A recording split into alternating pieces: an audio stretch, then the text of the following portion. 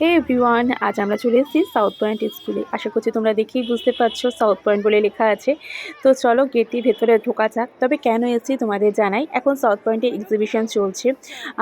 তো সাউথ পয়েন্টে এক বছর এক্সিবিশন আর এক বছর স্পোর্টস হয়। তো এই বছর এক্সিবিশনের পালা।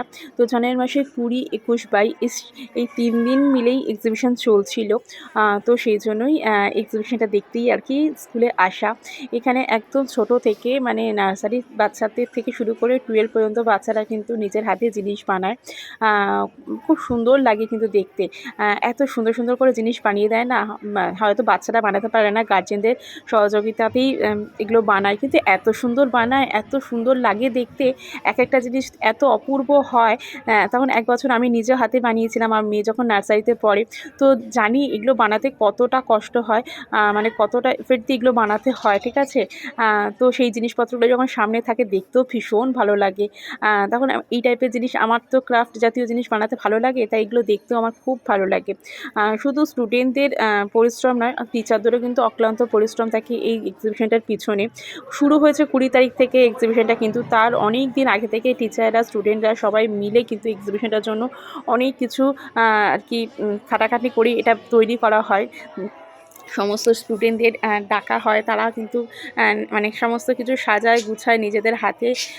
আর 12 মানে যারা উঁচু ক্লাসের বাচ্চা, তারা তো ক্লাসের মধ্যেই বিভিন্ন রকম প্রজেক্ট বানায় টিচারদের সহযোগিতায়। তো এগুলো দেখো, তোমাদের দেখলেও আশা করি ভীষণ ভালো লাগবে। আর এই যে দেখো আমার মেয়ে, এই বছর মেয়ের ডেমনস্ট্রেশনের আর কি সুযোগ পেয়েছিল। ক্লাস 5 এই বছর ওরা জুনিয়র স্কুল শেষ, নেক্সট ইয়ার থেকে সিনিয়র স্কুল শুরু হবে। তো ক্লাস 5দের এবছরের টপিক ছিল সায়েন্স স্টুডিও, আর কি সায়েন্সের ওপর বিভিন্ন রকম জিনিস বানাতে হবে, বলতে হবে। তো মেয়েকে চুজ করা হয়েছিল ডেমনস্ট্রেশনের জন্যই।